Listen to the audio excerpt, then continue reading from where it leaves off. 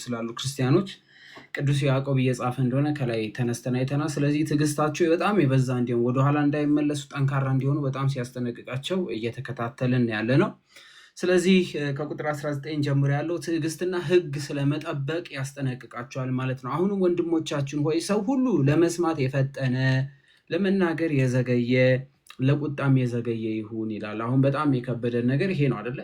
ለመስማት ምን ያለን በጣም የፈጠንን፣ ለመናገር በጣም የዘገየን፣ ለመቆጣትም የዘገየን፣ ሐሳብ ለመስጠት የዘገየን መሆን እንደሚገባን ያስጠነቅቀናል። በተለይ በጣም በማስተዋል ነገሮችን እንዲወስኑና በጣም በማስተዋል ነገሮች እንዲናገሩ፣ ግን የሚነገረውን ነገር ግን ለመስማት ግን እጅግ ፈጣን እንዲሆኑ ያዛል ማለት ነው። ስለዚህ ሁላችንም ይሄ ልንተገብረው ይገባል።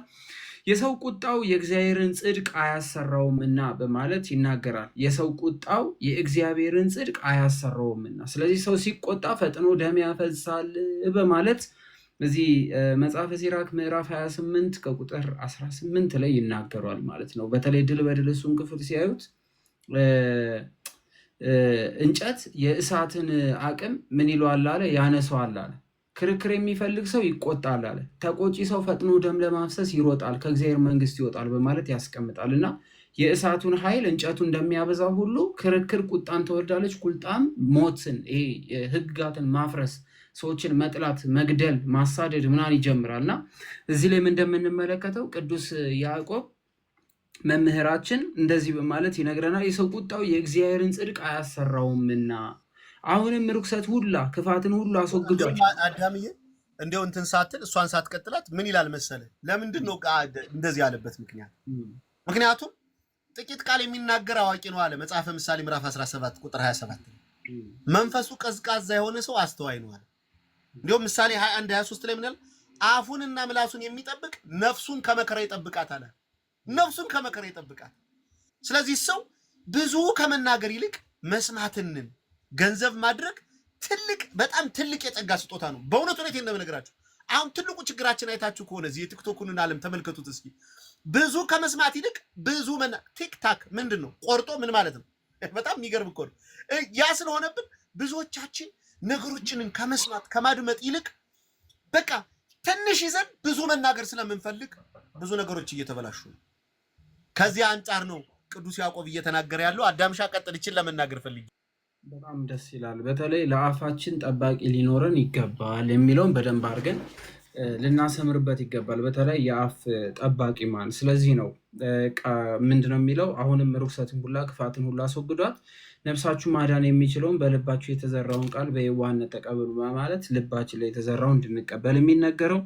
ቃሉን የምታደርጉ ሁኑ እንጂ ራሳችሁን እያሳታችሁ የምትሰሙ ብቻ አትሆኑ። ቃሉን ሰምቶ የሚያደርግ ቢኖር የተፈጥሮ ፊቱን በመስተዋት እንደሚያይ ሰው ይመስላል በማለት ራስን ተረድቶ ይሄዳል፣ ወዲያውም እንዴት እንደሆነ ይረሳል። ነገር ግን ነፃ የሚወጣውን ፍጹም ሕግ የሚመለከትና የሚጸና ስራውንም የሚሰራ እንጂ የሰማውን የሚዘነጋ አይደለ፣ ይህ በስራው ብፁዕ ነው በማለት ያስቀምጣል።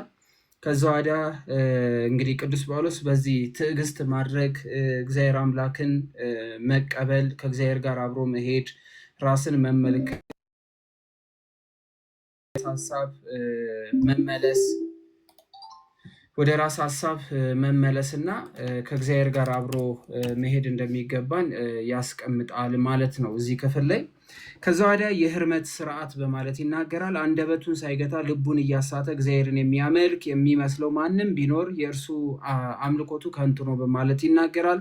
ንጹሕ የሆነ ነውርም የሌለበት አምልኮ በእግዚአብሔር አብ ዘንድ ይሄ ነው። ወላጆች የሌሏቸው ልጆች ባልቴቶችንም በችግራቸው መጠየቅ፣ በዓለምም ከሚገኝ ርኩሰት ሰውነትን መጠበቅ ነው በማለት ያስቀምጣል። እንግዲህ በዓለም ውስጥ ሳለን እንፈተናለን፣ በዓለም ውስጥ ሳለን እንወድቃለን፣ በዓለም ውስጥ ሳለን ወደኋላ እንመለሳለን፣ በዓለም ውስጥ ሳለን አንዴ ከእግዚአብሔር ጋር አንዴ ደግሞ የዓለምን ነገር ፈልገን እንስታለን። የሁላችን ችግር ትልቁ የሆነው ወደ እግዚአብሔር መንግስት በጣም በቀረብን ቁጥር መልሰን ወደኋላ መመለስ ነው እና ይህ ሁላችንም የሚያጋጥመን ነው። ስለዚህ ቅዱስ ያዕቆብ በእግዚአብሔር ፊት በጸናች በንጹህ አምልኮት እንጸና ዘንድ የልባችንን ድካም፣ የሰውነታችን፣ የአካላችን፣ የስጋችን ድካም ወደኋላ እንዳይመልሰን እንድንጠነቀቅ፣ አንደበታችን ከሰውነታችን፣ ሰውነታችን ከአንደበታችን ጋር እንዲስማማ ያስጠነቅቀናል ማለት ነው። እንግዲህ ትናንትናችን እጅግ በጣም ያስጠሉ፣ ዛሬያችን ግን እጅግ በጣም እንዲያምሩ በፍጹም ልብ በፍጹም ሀሳባችን ከእግዚአብሔር ጋር መሆን እንዳለብን ይናገራል። በተለይ ደግሞ አንደበታችንን እንድንገታው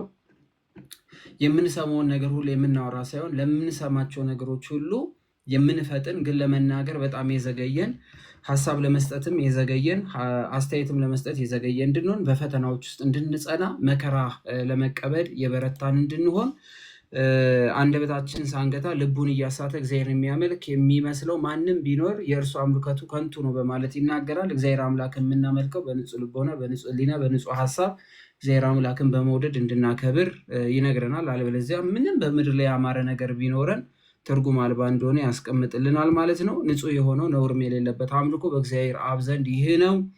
ወላጆች የሌሏቸው ልጆች ባልቴቶቻቸውን በችግራቸው መጠየቅ በዓለም ከሚገኝ ርኩሰት ሰውነትን መጠበቅ ነው በማለት ይህንን ያስቀምጣል። እንግዲህ የመጨረሻውን መጠቅለያ ሀሳብ ድል በድል ያስቀምጡ። እሺ፣ እግዚአብሔር ይስጥልን። በጣም ጥሩ። አይ ብዙም ምንድን ነው አሁን ቅዱስ ያዕቆብ እያሰረ መጣ። ከላይ አይታችሁ ከሆነ ስለዚህ የተወደዳችሁ ወንድሞች ሆይ ሰው ሁሉ ለመስማት የፈጠነ ለመናገር የዘገየ ለቁጣው የዘገየ ይሁንልና የሰው ቁጣ እግዚአብሔር ጽድቅን አይሰራምናል። አዎ በቁጣው ውስጥ ነው የሚሰራ ምንም ጽድቅ የለም፣ በጣም በሚገርም ሁኔታ። ስለዚህ እርኩሰትን ሁሉ የክፋትን ትርፍ አስወግዳችሁ ነፍሳችሁን ማዳን ወደሚችለው በውስጣችሁ የተተከለውን ቃል በየዋህነት ተቀበሏል። ከዛ ምን ይላል? ቃሉን የምታደርጉ ሁኑ እንጂ ራሳችሁን እያሳታችሁ የምትሰሙ አትሆኗል። አሁን በጣም ወንጌል ብዙ ጊዜ ተሰብኮልናል፣ በጣም ተነግሮልናል። በጣም የሚገርመው ነገር ይህን የምስራች ቃል የምንናገር እኛ ቃሉንን ከመናገር ባለፈ ሰዎች ሲናገሩት ብዙ ጊዜ ሰምተነዋል፣ ግን ሳንኖርበት። ትልቁ ችግራችን ይሄ ነው። በጣም ትልቁ ችግር ይሄ ነው። በጣም ትልቁ ችግር ይሄ ነው። ትልቁ ችግር ይሄ ነው። በጣም ትልቁ ችግር የሆነው ይሄ ነው። ሰው የሚናገረውን ነገር በህይወት አለመኖሩ ነው። በጣም በሚገርም ሁኔታ ምክንያቱም የሚነገረውን ቃል የሚሰማ ሰው ህጉን የሚጠብቅ ሰው ነው የሚጸድቅ። ለዚህ ነው ሮሜ መልእክት ምዕራፍ 2 ቁጥር 13 ላይ በእግዚአብሔር ፊት ህግን ሰምተው የሚያደርጉ ይጸድቃሉ እንጂ ህግን የሚሰሙ ጻድቃን አይደሉም ያለ። መስማት ብቻ ሳይሆን ሰምቶ ምን ማለት ማድረግ ነው የሚያጸድቀው። ታስታውሱ እንደውም ጌታ መድኃኒዓለም ኢየሱስ ክርስቶስ ሉቃስ ወንጌል ምዕራፍ 6 ከቁጥር 46 ከ48 ላይ ምን ይላል? በዚያን ቀን ጌታ ሆይ ትሉኛላችሁ፣ እኔ ግን ከቶ እናንተ አመፀኞች አላውቃችሁም እላችኋለሁ አለ። ለምን አለ? የምለውንን አታደርጉምና። ጌታ ሆይ ትሉኛላችሁ፣ የምለውን አታደርጉም። ወደ እኔ የሚመጣ ሰው ቃሉን ሰምቶ የሚያደርግ ማን እንደሚመስል አሳያችኋለሁ። ቤቱን ሲሰራ አጥልቆ የቆፈረ በአለት ላይ የመሰረተ ሰውን ይመስላል። ጎርፍም በመጣ ጊዜ ወንዝም ያንን ቤት መታው፣ ገፋው፣ በአለት ላይ ስለተመሰረተ አልተንቀሳቀሰም ያለ። ሰው ቃሉን ሰምቶ ሲጠብቀው ነው ምንም ያደርገው። በነገሮች ሁሉ አሸናፊው ነው የሚመጣው፣ አሸናፊው ነው የሚወጣው። ለዛሬ ዮሐንስ ወንጌል ምዕራፍ 13 ቁጥር 17 ይህን ብትሰሙ ብታደርጉትም ብፁዓን ናችሁ ነው ያለ። በጣም በሚገርም ሁኔታ ስድስተኛው ብፁዓን የተባለው የሚገኘው እዛ ነው። አንቀጸ ብፁዓን ሰባተኛው ማለት ነው። ስለዚህ ሰው ምን ማድረግ አለበት ማለት ነው? ይህን ስናደርግ ቃሉን የሚሰማ የሚያደርግ። ቃሉን የሚሰማና የማያደርግ ሰው ግን ማንን ይመስላል አለ? ፊቱን በመስታወት የሚያይ ሰው ይመስላል አለ። ራሱን አይቶ ይሄዳል፣ ወዲያው እንደምን እንደሆነ ረስቶት መጥቶ ይመለከታል። አሁን አይታችሁ ከሆነ ብዙ ጊዜ መስታወት ላይ ፊታችን የምናደርጋለን። ያው እኮ ነው፣ ድል በድል ነው፣ አዳም ነው አይደል? ግንስ ጠዋት ስንወጣ መስታወት ላይ ፊታችንን ተጣጥበን ምን ብለን መልካችንን አይተነው እንላለን። ምሳሳትን መጣል አይተነው እንላለን። የሞኝ ሰው እይታ ማለት ይህ ነው። በቃ ቃሉን ሰምቶ የማያደርግ ሰው ከሆነ ፊቱን በመስታወት አይቶ የሚመላለስን ሰው ይመስላል። የልማድ ተመላላሽ የልማድ ክርስቲያኖች ነው የምንሆነው። ስለዚህ ቃሉን ሰምተን የምንጠብቅ የምናደርግ መሆን መቻል አለብን። ነገር ግን ነፃ የሚያወጣውን ፍጹም ሕግ ተመልክቶ የሚጸናበት ስራንም የሚሰራ እንጂ ሰምቶ የሚረሳ ያልሆነ በስራው የተባረከ ነው አለ ቅዱስ ያዕቆብ። በጣም እንደው በረከቱ ይደርብን ቅዱስ ያዕቆብ። በጣም የሚገርም ነው። አይታችሁ ሕግ ነፃ የሚያወጣው ምንድነው አለ? ፍጹም ሕግን ተመልክቶ የሚጸናበት ስራንም የሚሰራ እንጂ ሰምቶ የሚረሳውን አይደለም አለ። በስራው ደግሞ የሚባረከው ምንድነው? ሰምቶ የሚተገብረው ነው አለ። ከዛስ አንደበቱን ሳይገታ ልቡን እያሳተ እግዚአብሔርን የሚያመልክ የሚመስለው ማንም ቢኖር የእርሱ አምልኮት ከንቱ ነው አለ። አንደበት እሳት ስለሆነ መግታት ያስፈልጋል። ለነገሮች ንግግራችንን መቆጠብ ያስፈልጋል። ስህተትን ስናገኝ ስተት አይደለም ብለን በውስጥ ለማስረዳት መሞከር አናንዚም እንዲስል በተነገረበት አውድ በተነገረበት አቅጣጫ መጥቶ ሐሳብን መግለጥ መልካም ነው።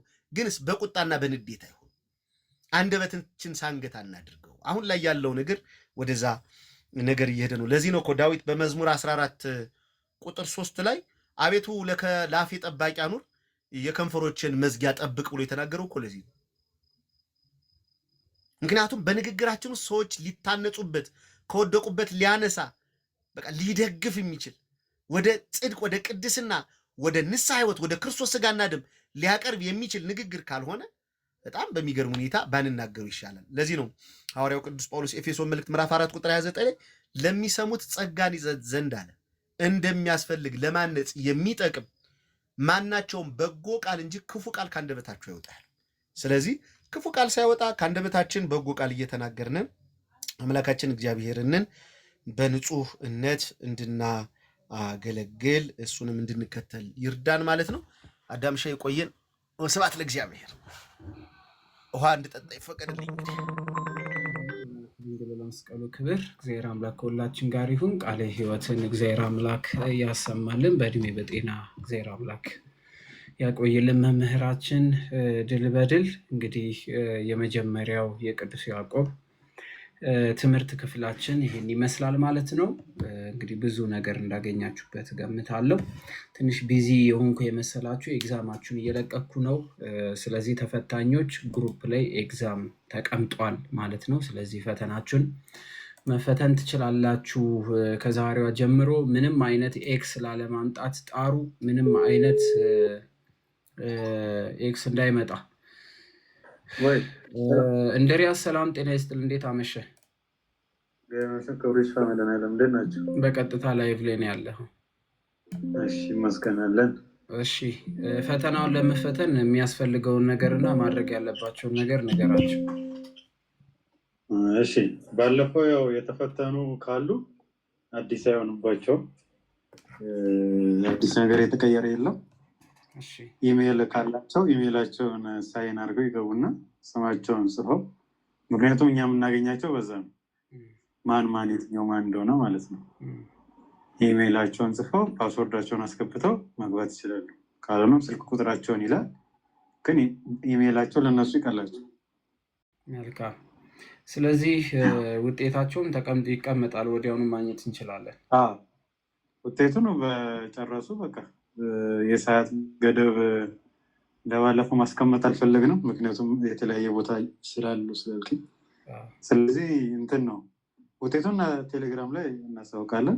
አሁንም ደን የሚሉ ካሉ ደግሞ ጨርሰናል የሚሉን ካሉ የጨረሱትን ከስር ከስር እናሳውቃቸዋለን። ውጤት